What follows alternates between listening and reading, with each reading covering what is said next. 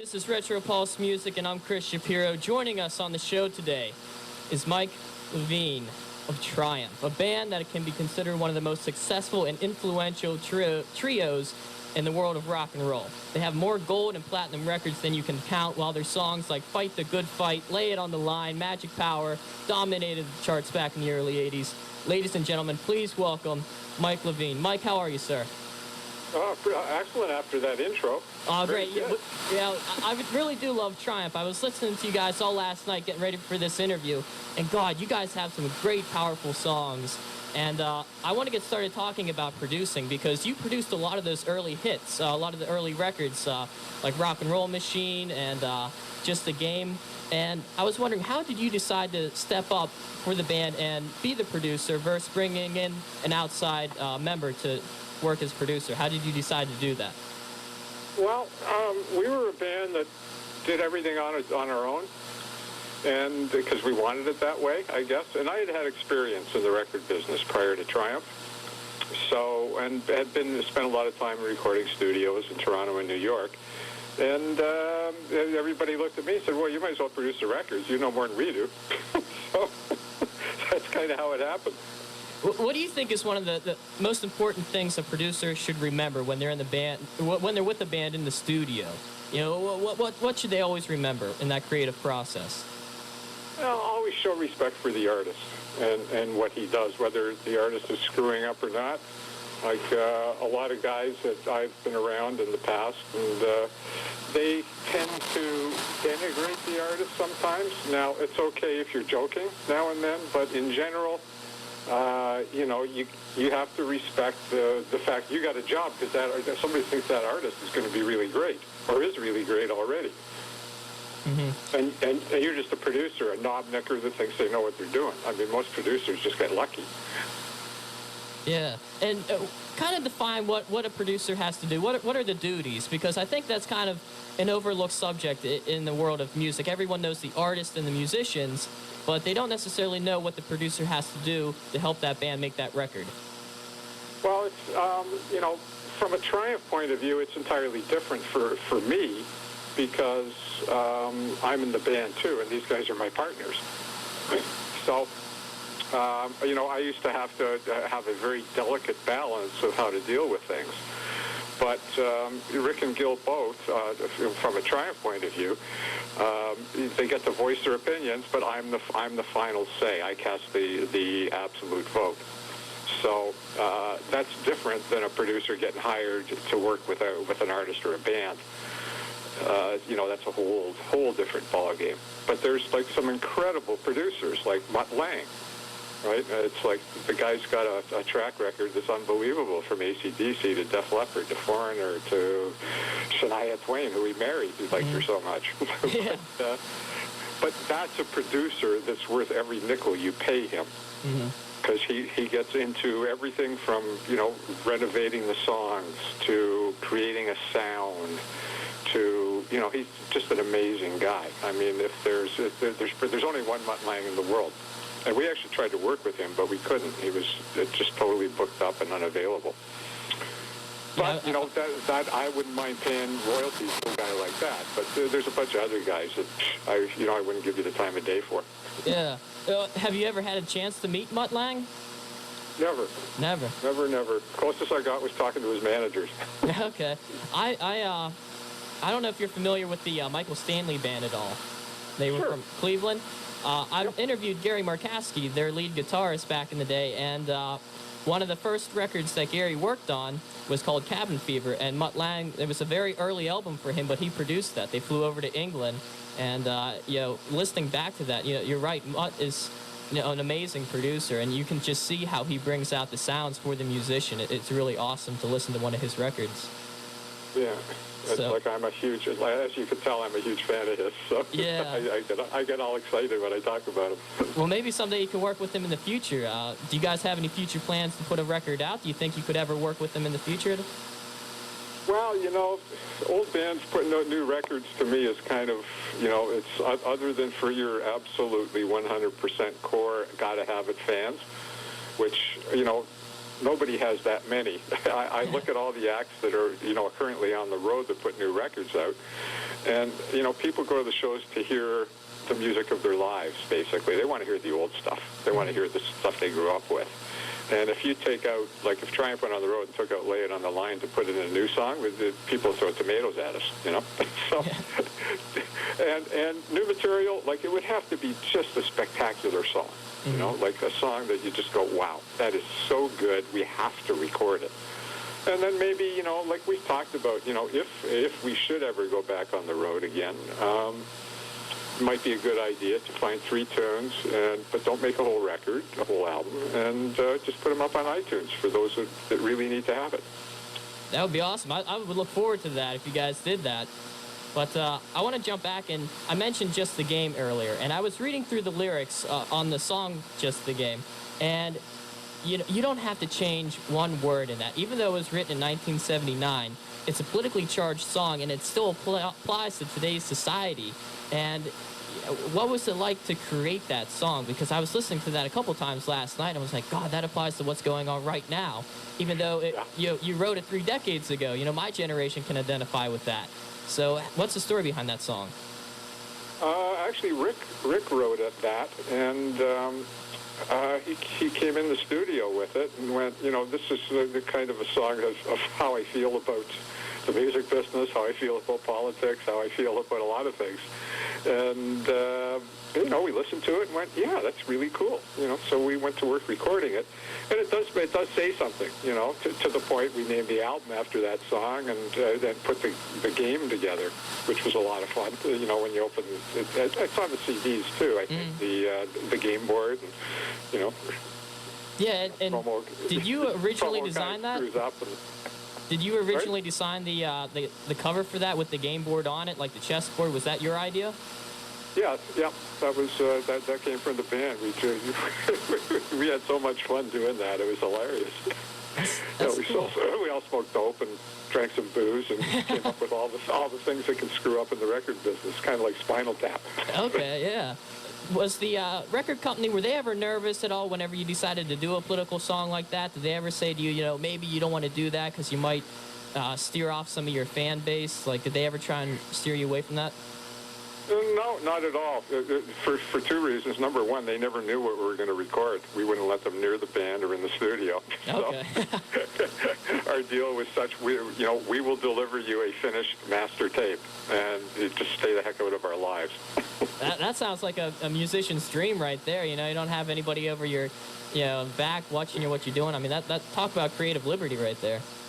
Yeah, well, that's, we do, as Frank Sinatra said, we did it our way. He did it his way.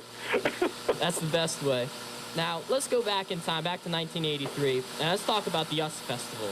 Hundreds of thousands of people came out for this. I mean, I've watched the videos on YouTube, and it's unreal when you look at the crowds. I mean, I think it's safe to say that there were more people at this festival than currently live in the city of Erie. And the bands that were there, I mean, Triumph and Van Halen, the Scorpions, U2. What was that like to be a part of? Oh, it was incredible. Like on our day, the Heavy Metal Sunday, that was the big day of the festival. It drew more people than the other 2 days combined, plus some. And it was like, the top 5 bands, or 4 bands, I guess, or 5. Let me add them up. Van Halen, Scorps, us, Priest, Ozzy. Yeah, 5. They're all, like, you'll never get 5 headliners to play anywhere together. Mm-hmm. And we were all, like, at the top of our game. Everybody was selling out arenas everywhere. It's like, just an unbelievable lineup. Plus, you had Motley Crue and Quiet Riot all kind of opening the show, and they hadn't really broken yet, neither of those bands. So it was just awesome. I mean, Wozniak, we went right down to the last second for us to decide to do it or not. And Steve had flown up here. He was a big fan of the band to start with, and he kept flying up here and begging us to do it. And we kept going, we're not sure yet. Maybe it's not the right play date for us in Southern California. To the point where they were going to put up 3 shows at Long Beach Arena at midnight on the night we had to decide. So we had the Los Angeles promoter and the US Festival folks all on the line while we were trying to decide what to do. And it wasn't about money, it was about doing the right thing for the band. And at the end of the day, we thought, well, even if it screws up our plans for Southern California and Los Angeles in particular, this is going to be a historical moment, and we have to be part of it. And that's really what put us over the edge. So there was already, like, the promoters going, I was at the Long Beach Arena. He said there's, like, thousands of cars in the parking lot. People are lined up for tickets. You got to let me know. So we just said, sorry, you know, apologize, get a bullhorn and apologize to the fans and let them know we're going to play this big festival. Yeah, that's amazing. And when I watched you guys play, I had to watch it on YouTube, but you guys sound amazing. I mean, it's better than the recording. And how difficult is that for you guys to bring that the sounds from the records to a live stage, given the fact that you're a trio? How difficult is that? It was difficult, and some songs didn't work live. We had to eliminate them, but our position always was you can't play the song just like the record anyway when you play live. It's kind of a dumb thing. Otherwise, why would people want to come see you? They can stay at home and listen to the record. So you had to change it up a little bit and change the arrangements and leave space for us to blow and have fun with it. So it was always entertaining for us to play live because it wasn't like the record. We captured the essence of what the record was, or the song was, as it was recorded. But we changed the arrangements around, but always brought it back to where it had to be. Mm-hmm. You sort of just brought the song to life on stage and fed off the live audience. Yeah, exactly. And that's what three-piece bands have to do. It's just the way it is. You can't fill the spaces that or the extra stuff that you tend to do when you make a record. Let's just put a little part in there. Oh, let's throw another guitar. Let's do this. How many tracks do we got? 48. Let's fill them all up. Yeah. Now, do you think the music industry will ever shift gears and go back to that pure style of music like Triumph and Journey and Van Halen, that 80s rock? Because it's before my time, but I feel that it is a better quality of music than the artists, what they're putting out today, that the computer-generated noises that I call them. You think we'll ever switch gears and go back? Because I really hope that we do, but I wanted to get your advice on that. Well, I think that period in time, actually from like 1968 right through to 1986, I think were the best times to be growing up and loving music. And after that, it kind of changed pretty dramatically. People stopped being real fans of bands. When I was growing up, it was Janis Joplin and Jimi Hendrix and Chicago and Blood, Sweat, and Tears. And then it grew into REO Speedwagon and Styx, and then it grew into Triumph, Journey, et cetera, and Bryan Adams. It was like, those were great times. Artists made great music. And now anybody can make a record, right? The world's so cluttered with crap. Mm-hmm. Because just because you have a Pro Tool set in your basement, everybody thinks they're good at it. And guess what? It's like nobody is really that good at it. Everybody's always experimenting and trying to be better. And if you're lucky enough and happen to hit the right note with the fans, then you can have a career, and you'll be noted in history, which I'm thankful for. But today's music, I wouldn't give you 10 cents for it. I could, it's few and far between songs that I like that I hear. Mm-hmm. And give me a guitar solo on something, for crying out loud. Yeah. Jeez. Yeah. Anyway, that's an MP3s. You can throw them all in the garbage. Well, what do you consider some of the greatest rock and roll records of all time? Like, if you had to pick three that you would save, and preserve for all time, what would be those three? Wow. I know it's a tough one. I think about it sometimes late at night. It's tough, but... Oh, yeah. I'm kind of putting you on the spot, but if you had to go with three... I get really bored with just three, but I think Zeppelin 2. Okay. For sure. Man, three, huh?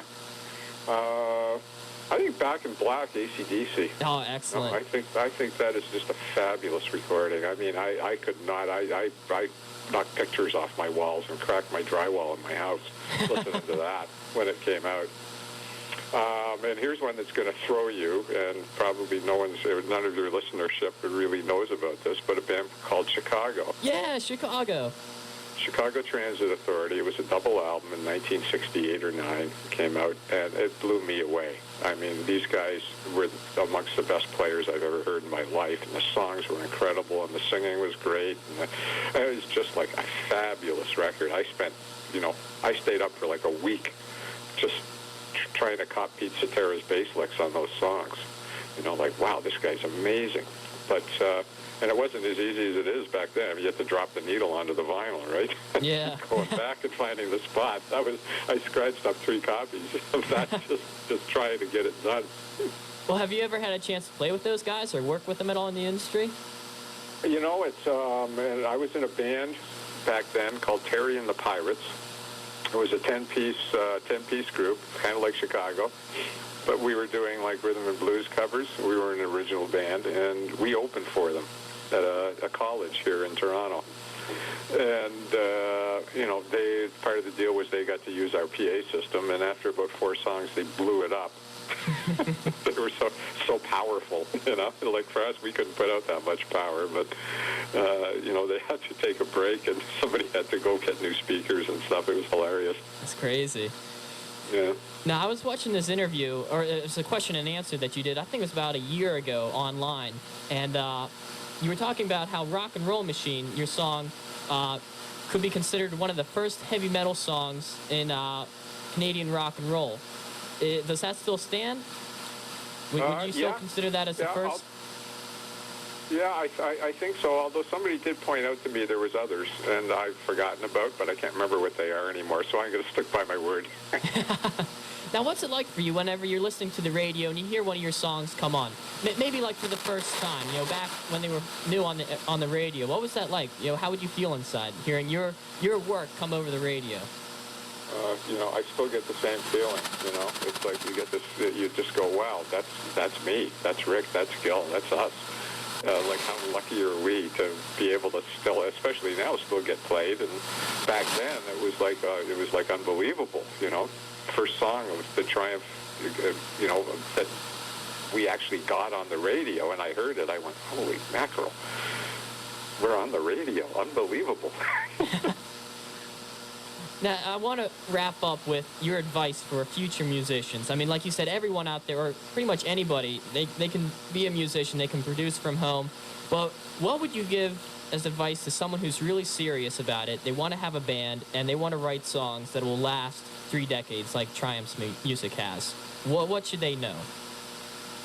They should know that you have to be your own best critic.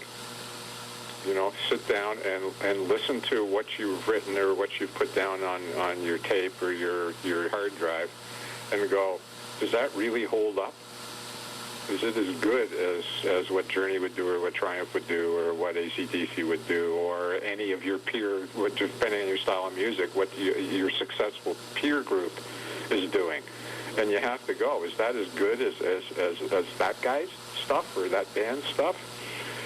That's the first thing, Be your own toughest critic, and then go, you know what? That's not very good, and then you throw it in the garbage. You don't keep trying to change it.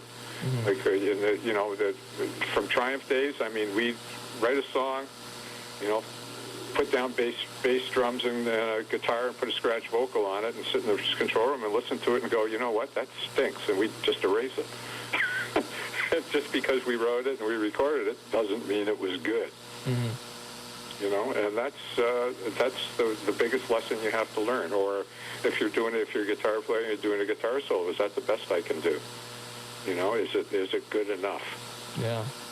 Did you find that you had a lot of songs that you had to scrap until you got those, like Lay It on the Line or Fight the Good Fight? Did it take a lot of work to get to those, or did they kind of naturally come? Well, nothing comes naturally. Everything's a whole lot of work. But, some things come easier than others. You can kind of tell just with a piano voice demo or a guitar voice demo. You go, you know what, that song's got real potential. It's got a great melody. The lyrics are great. You feel something about it. You get a little bit of buzz or the hair in your arms go up a little bit. And it's when you hear a great song, you know it. And if it's not great just on that acoustic level, by recording it with a full band isn't going to make it much better. So that's, again, be your own worst critic. And sure, we threw out a lot of stuff. A lot of stuff. So it's sort of a gut feeling. If it feels right, go with it. And if you just can't seem to salvage it, just let it go. Yeah, let it go. I mean, as much as we tried to flog and grind and try and make a bad song good, we could never do it. It was just, and that's when we learned, you know what? Like, let's, instead of wasting all that time, you know, trying to they call it polishing a turd. Instead, at the end of the day, it's just a shiny turd. It doesn't do anything. Yeah. So, you know, we would, you know, scrap it early in the game and go, you know what, that's never going to be any good, and get rid of it. And either if we had to take a week off or 2 weeks off from recording to go write some more, then we did that. Well, Mike, thank you so much for being on the show. We're kind of running out of time. It's been a pleasure talking to you. I've learned a lot, and yeah, I love Triumph. And if you guys ever do go back out on the road, make sure you come down to Erie, just cross the border, and do a show for us. You got it. I'll be happy to be there. All right, we'll talk to you next time. Thank you again. Okay, thanks, Chris.